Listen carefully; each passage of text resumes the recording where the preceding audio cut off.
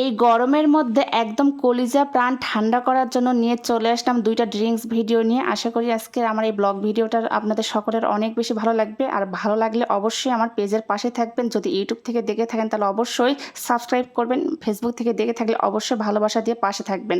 তো hello everyone, আসসালামু আলাইকুম। আই হোপ সকলে অনেক বেশি ভালো আছেন। আলহামদুলিল্লাহ আমি অনেক বেশি ভালো আছি। এই গরমের মধ্যে একদম কলিজা প্রাণ ঠান্ডা করার জন্য এইরকম একটা ড্রিঙ্কস থাকলেই যথেষ্ট। তো আমি প্রথমেই নিয়েছি আঙ্গুর ফলের ড্রিঙ্কস করব, এই জন্য আঙ্গুর ফল নিয়েছি 1 কাপ। তারপর একটা ব্লেন্ডার জারে আঙ্গুর ফল দিয়ে দিলাম। আমার আঙ্গুরগুলো অনেক বেশি মিষ্টি ছিল, এই জন্য আমি চিনির পরিমাণ একদমই কম দিয়েছি। তারপর এখানে পিঙ্ক সল্ট দিয়েছি, আপনারা চাইলে এখানে বিট লবণটা দিয়ে দিতে পারেন।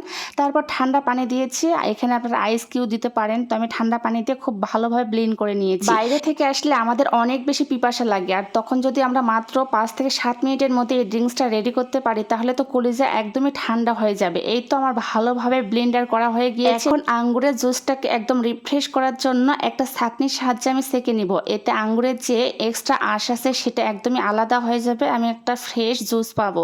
আর অবশ্যই এইভাবে একবার বানিয়ে দেখবেন। যে সকল বাচ্চারা আঙ্গুর খেতে পছন্দ করে না তাদেরকে এইভাবে বানিয়ে দিবেন, আশা করি বাচ্চারা খুব তৃপ্তি সহকারে খেয়ে নিবে। তৈরি হয়ে গেল আমার এই গরমে কলিজা প্রাণ ঠান্ডা করার জন্য আঙ্গুরের হেলদি জুস। আশা করি আমার ভিডিওটা আপনাদের সকলের অনেক বেশি ভালো লেগেছে। অবশ্যই এইভাবে আঙ্গুরের জুসটা বানিয়ে দেখবেন, আশা করি সকলে অনেক বেশি উপকৃত হবে। তারপর চলে গেলাম পরবর্তী স্টেপে। যে গরম পড়ে গিয়েছে, এই গরমের মধ্যে তরমুজের জুস আমাদের জন্য অনেক বেশি উপকারী। এই জন্য এই গরমের মধ্যে চুলা না জ্বালিয়ে আমি ঝটপট বানিয়ে দেখাবো কিভাবে তরমুজের জুসটা আমি বানিয়ে নিয়েছি মাত্র 5 থেকে 6 মিনিটের মধ্যে। প্রথমেই একটা লাল তরমুজ কেটে নিয়েছি, ছোট ছোট টুকরো করে নিয়েছি। যেহেতু ব্লেন্ডার জারে দিব এই জন্য ছোট ছোট করে পিস করে কেটে নিয়েছি। তারপর একটা ব্লেন্ডার জারে দিয়ে আমি এখানে ভালোভাবে পেস্ট করে নিব।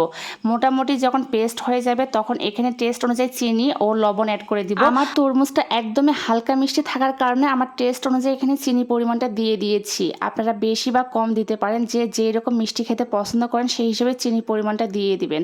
তারপর এখানে টেস্টের জন্য আমি লবণটা দিয়ে দিয়েছি, পিঙ্ক সল্ট। আপনারা চাইলে এখানে বিট লবণটা দিতে পারেন। এই পর্যায়ে আমি ঠান্ডা পানি অ্যাড করে দিয়েছি, আপনারা চাইলে এখানে আইস কিউ অ্যাড করে দিতে পারেন। তারপর খুব ভালোভাবে মিহি পেস্ট করে নিব। মিহি পেস্ট করে নিলে ভালোভাবে সেঁকে নিলে তৈরি হয়ে যাবে আমার হেলদি তরমুজের জুস। এই গরমের মধ্যে এই ড্রিঙ্কসটা এত বেশি উপকার, অবশ্যই বানিয়ে দিই। অনেক বাচ্চাই আছে যারা তরমুজ খেতে পছন্দ করে না, তাদেরকে যদি এইভাবে আমরা জুস বানিয়ে দিই তাহলে তারা নিমিষে খেয়ে নেবে আর পুষ্টি গুণাগুণও ভালোভাবে পেয়ে যাবে। এই তো আমি ভালোভাবে সেঁকে নিয়েছি যাতে তরমুজের যে এক্সট্রা আঁশ আছে সেই আঁশটা ও বিচিটা একদমই আলাদা হয়ে যায়। তৈরি হয়ে গেল এই গরমে কলিজা প্রাণ ঠান্ডা করার জন্য তরমুজের জুস। আশা করি আমার ভিডিওটা আপনাদের কাছে ভালো লেগেছে। যদি আমার ভিডিওটা ভালো লাগে তাহলে অবশ্যই আমার পেজের পাশে থাকবেন, আমাকে অনেক বেশি ভালোবাসা দিবেন। আজকের মতো আল্লাহ হাফেজ।